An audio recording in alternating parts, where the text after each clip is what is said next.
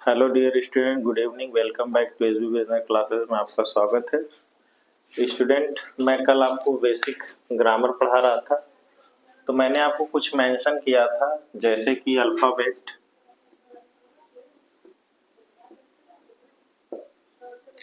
Letter,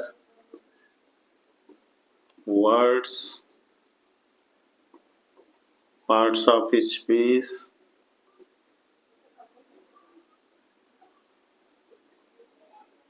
sentence, sentence में subject और predicate. ठीक है, ये मैंने आपको मेंशन किया था बिल्कुल ग्रामर से। तो मैंने आपको अल्फाबेट में बताया, अल्फाबेट में 26 लेटर होते हैं। ठीक है, जिसमें vowels 5 A E I O you, और जो रेस्ट सेकेंड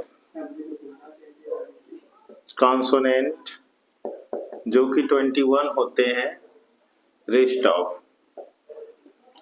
ऑफ यानी कि शेष। ठीक है, जो रियल में होते हैं, रियल में आपके जो वोवेल्स हैं वो होते हैं 24, और कॉन्सोनेंट जो होते हैं वो होते हैं 20, और ये होते हैं 24 इक्वल टू 44, जिसमें आपको क्या होता है, साइलेंट वर्ड्स भी आता है।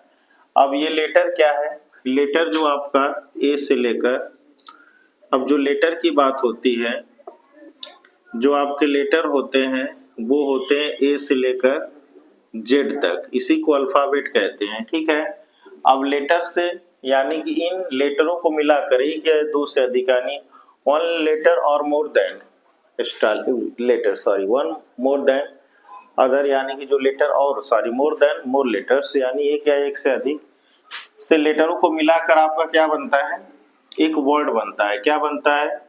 वर्ड बनता है, जिसका कोई सेंस निकलता है, यानी कि मीनिंग। क्या निकलता है? मीनिंग।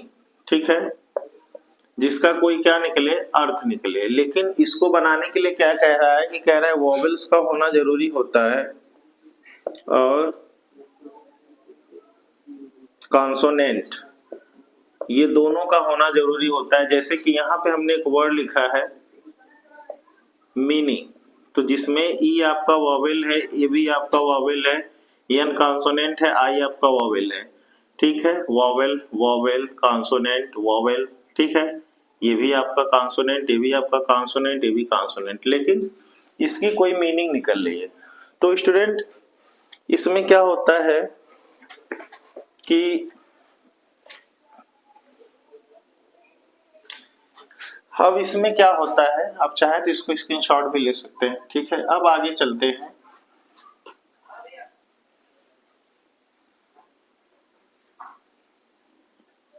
तो इसमें आपको क्या मिलता है, जो इंग्लिश के जो लेटर होते हैं, जो अल्फाबेट होते हैं 26, ये इनकम्प्लीट होते हैं।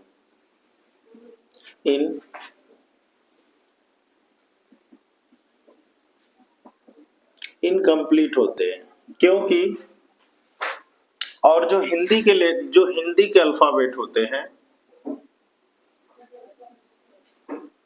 जो हिंदी के अल्फाबेट होते हैं वो होते हैं 26। ये क्या होता है,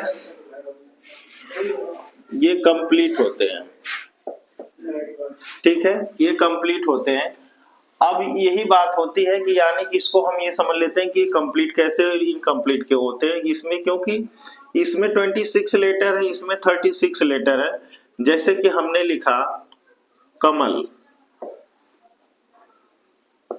ठीक है, अब देखिए ये कमल है, ये हिंदी के वर्ड है। किसके वर्ड है? हिंदी के वर्ड हैं। और ये क्या है? ये पूर्ण है। ये क्या है? पूर्ण है, यानी कि कंप्लीट सेंस दे रहे हैं। ये क्या दे रहे हैं? कंप्लीट सेंस दे रहे हैं। ठीक है, अब इसमें क्या होगा, अब जब हम हिंदी में अगर कमल पूरा है, लेकिन जब इंग्लिश में कमल लिखेंगे तो KML, यानी कि क के लिए K हुआ, म के लिए M हुआ और ल के लिए L हुआ। ठीक है, अब देखिए आप ये बारीकियां हैं, यानी कि यहाँ पे ये कमल सही है, ये हिंदी में बिल्कुल सेंस दे रहा है, लेकिन ये कमल नहीं, कमल। अब ये क्या होता है कि इनकम्प्लीट इसीलिए है, तो इसके लिए जब क को लिखते हैं तो क के लिए A और M के लिए A, ल क मल, यानी कि जैसे ही आपका ये जो लिप्स है जैसे ही डाउन होगा, वहां पे जो आ की मात्रा के लिए जो A लग रहा है वो खत्म हो जाएगा लास्ट में, नहीं तो कमला हो जाएगा। और जब कमला होगा तो ल में आ की मात्रा लगेगी तो यहाँ पे डबल A हो जाएगा, इसीलिए यहाँ पे सिंगल L लग रहा, कमला कमल, कमला कमल, कमला कमल। तो इसलिए ये क्या हो गया, यानी कि आपका लिप्स का ही कमाल है, आप लिप्स का यूज करके, टंग का यूज करके आप कैसे वॉवेल और कॉन्सोनेंट का यूज कर सकते हैं। जैसे कि एक मैं स्ट्रक्चर बना रहा हूं, देखिए ये स्ट्रक्चर है, एक होता है ओकल कॉर्ड, ठीक है, ओकल कॉर्ड, और ये होता है vocal sound, vocal cord sorry vocal sound. ठीक है, यहीं से एक और जो यहाँ पे मैंने आपको बताया कि टोटल जो वॉवेल्स और कॉन्सोनेंट ये 20 और ये 24 इक्वल टू 44 होते हैं, यहीं से फोनेटिक्स का जन्म होता है, जो फोनेटिक्स लैंग्वेज होती है।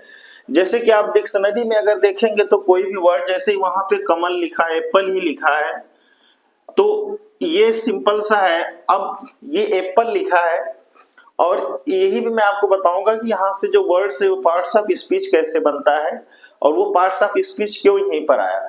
अब यही एप्पल आपको ए ऐसे लगेगा, पी ऐसे बना हुआ दिखेगा, एल ऐसे, और ई आपका ऐसे बना हुआ दिखेगा। ये फोनेटिक्स लैंग्वेज में होता है, जिसको क्या करते हैं, वो क्या होता है, वो अलग लैंग्वेज में होता है, इसके लिए इसका यूज किया जाता है। अब उसमें क्या है कि विदाउट साउंड आप कोई भी चीज नहीं बोल सकते हैं। अगर मैंने कहा एप्पल, तो अब मैं बिना एप्पल के अगर साउंड को बोलूंगा तो मेरी आवाज नहीं निकल रही है, यानी कि मैंने फिर कोशिश की, मैंने कहा एप्पल, अब मैं बिना साउंड के बोलूंगा, तो साउंड का होना बहुत जरूरी, यानी कि इस वाले हिस्से का बहुत बड़ा रोल होता है स्टूडेंट।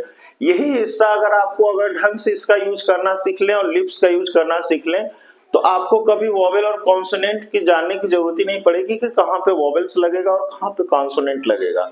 ये क्या होते हैं एक्चुअली में, जो होता है, मैं आता हूं यहाँ पे,